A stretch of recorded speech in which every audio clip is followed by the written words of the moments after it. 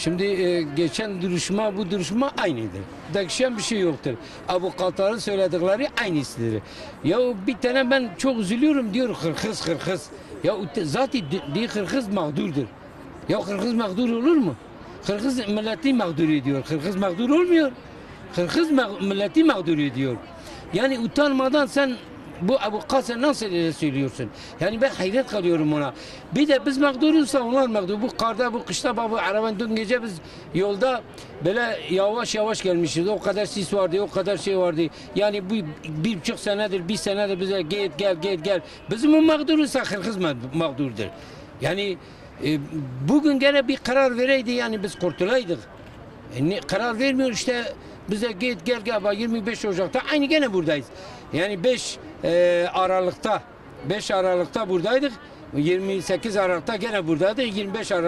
25 Ocak'ta gene buradayız. Yani bizi getirip yani bunun anlamı nedir?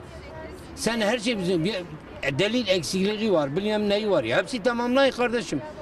Bizi niye buraya getirin bu karda bu kışta biz gidip geleceğiz. Yani geçen mahkeme aynı mahkeme hep senaryodur. Zaten hele onların avukatları hepsi senaryo yapıyorlar. Hep senaryodur ha. Ya diyor, peki bu çocuklarımızı kim öldürdü ya? Peki bunlar mağdursa, peki bunlar sanık değilse bu çocuklarımızı kim katildi? O zaman asıl katillerini bulun. Katiller kimdir ya? Ya bu çocuklarımız kendi kendine mi öldü?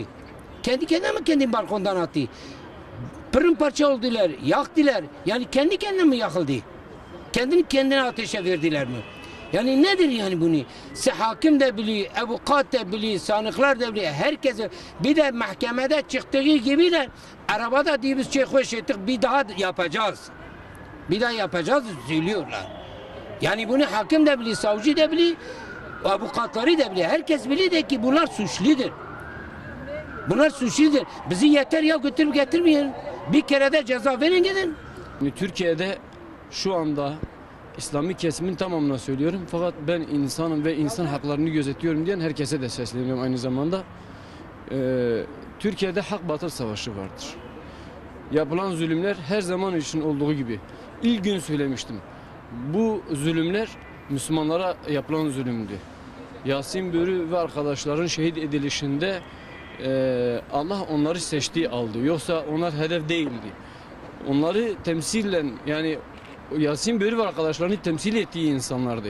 Hedefleri. Bütün Müslümanlardılar. Ve bundan dolayı bütün Müslümanların bu davayı savunması gerekiyor. Bugün anayasa çalışması üzerinde çalışılıyor. Bunu unutmasınlar ki Türkiye'nin %99'u hemen hemen Müslümandır. Fakat vurgulamak istediğim şey şudur. Hedef Müslümanlardır. Şu anda yeni fark ediyor. Yani Türkiye'deki bütün insanlar ve hükümetimiz ve devlet daha yeni fark ediyor ki işte Müslümanlar hedeftedir. Ama biz baştan beri söylüyoruz Müslümanlar hedeftedir. Ve bu kardeşlerimiz ise Müslüman olduğu için öldürüldüler. Müslümanlar birlik beraberlikten bahsediyorsa unutmasınlar ki bütün kutsalları o gün ayaklar altına alınmıştı. Ve bütün kutsalları parçalanıyordu. Ve kutsallarına sahip çıkan insanlar da parçalanıyordu. Bundan dolayı davaya daha çok sahip çıkmaları gerekiyor. Ve bundan dolayı bunu benimseyen ve buna sahip çıkan insanların da bu davaya sahip çıkması gerekiyor.